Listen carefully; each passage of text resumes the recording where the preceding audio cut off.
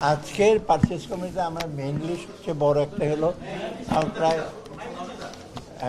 1.5 লক্ষ টনের মতো সার আমদানি করা, বিভিন্ন টিএসপি, এমওপি, এগুলো ড্যাগ, এগুলো আমরা করেছি। সারগুলো পারচেজ মানে ক্রয় অনুমোদন করেছি।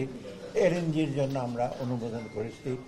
তৃতীয়ত 2.5 মিলিয়ন বোধ হয় টনের গম ইউএসএ থেকে আনার জন্য আমরা অনুমোদন করেছি।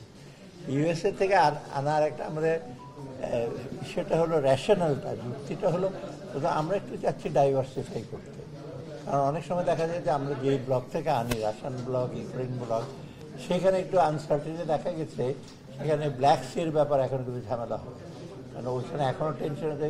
বিশেষ ইয়েমেনি যারা আছে তাদের সাথে মিসাইল হিসেবে ব্ল্যাক সি, কারণ আমরা ভাবছি যে একটা অল্টারনেটিভ। আর ইউএসএর সাথে আমাদের একটু নেগোসিয়েশন চলতেছে, ইউএসএ থেকে যদি আমরা কিছু ইম্পোর্ট করতে পারি, সেটা সঠিক দামটা আমি বলবো। প্রোটিন মোটামুটি একটু হায়ার, আমি বলবো না যে খুব বেশি হাই, তবে ইমপিউরিটিস অনেক কম। স্যার, আমেরিকা থেকে গম আমদানিতে দাম অনেক বেশি পড়বে না? সেটার দাম এমনিতে $235। আপনি যেসব প্রশ্ন করছেন অবভিয়াস প্রশ্ন, একেবারে এটা দাম বাড়বে, কিন্তু কিছুটা অ্যাডভান্টেজ আছে। আমি দুটো যুক্তি তো দিলাম, একটা ডাইভার্সিফাই করছি, ওদের ইমপিউরিটিসটা একটু কম, প্রোটিন কন্টেন্ট একটু বেটার, আমি বলবো না একেবারে খুব বিরাট, তবে বেটার আর কি। আর থার্ড হলো আপনার আমাদের নেগোসিয়েশনের জন্য আমাদের কিছু আনতে হবে, ট্রেড ডেফিসিটটা কমাবার জন্য, এটা সহায়ক হবে আমাদের নেগোসিয়েশনের জন্য।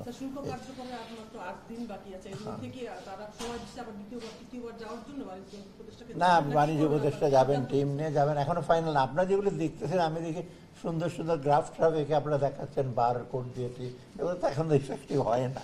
ইটিআর টিটার দেখছেন, তো এইগুলো আপনারা তো হাসছেন কেন? ইফেক্টিভ ট্রেড কথা হবে, এগুলো তো হয় নাই। সানবিট সব দিবে সামাল। সানবিট ম্যাজিক প্রেস ডিশওয়াশিং এর মাথা ঘোরানো সলিউশন। উনি নেক্সট 1 তারিখের আগেই যাবেন ইউএসটিআর এর সাথে কথা বলে।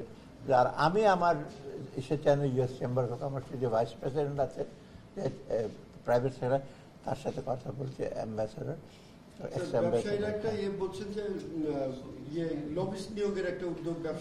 ঠিক শোনেন, লবিস্ট নিয়োগ এই পর্যায়ে এগুলিতে আমি জানি না কত কাজ করেন।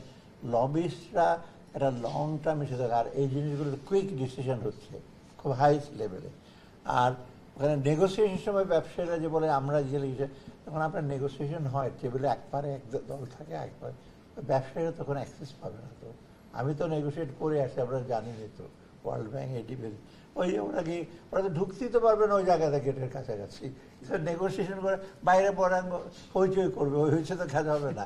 তবে ট্রু যে ওরা প্রাইভেট সেক্টর যা আছে USA, private sector is very important. ওরা পলিটিশিয়ানদের সাথে যোগাযোগ, কিন্তু ওদের ব্যবসার প্রতিষ্ঠানে তাদের সাথে যোগাযোগ হচ্ছে। আমি ইউএস চেম্বার যে কমার্সের যে ভাইস, তার সাথে কথা বলছি, সে অলরেডি বলছে আমরা তো কথা বলছি, কারণ আমাদের একটা ভালো ইমপ্রেশন আছে, ইমেজ আছে ব্যবসাদের প্রতি। আপনি দেখবেন সম্প্রতি আমি শেভরনের কথা বলে, আউটস্ট্যান্ডিং পেমেন্ট ছিল, মেট লাইফের ছিল, তারপর অ্যাক্সেলেটর এনার্জির কথাগুলো ছিল, তারপর আমরা আবার একটা লিটিগেশন ছিল। ওরা জানে, পলিটিশিয়ান, ওরা বলছে এগুলো আমরা সব জানি। আর আমি অলরেডি চিঠি পেয়েছি, কংগ্রেচুলেশন, যে বলেছে ব্যবসার প্রতি তোমাদের, বাংলাদেশের প্রতি ভালো positive. So will also work on it. এখন আপাতত গম, বাকিগুলো এখন যেটা হয়নি, আমরা আশা করছি যে শুল্কটা কিছুটা ইসে করবে আর কি, কারণ আমরা তো চেষ্টা করছি, ডেফিসিট তো কম, $6.5 বা $7 বিলিয়ন মতো। আর বাকি তো আমরা আনবো কিছু আমাদের অত্যাবশ্যক জিনিসপত্র। আর নেগোসিয়েশন হচ্ছে, যাচ্ছে কমার্স।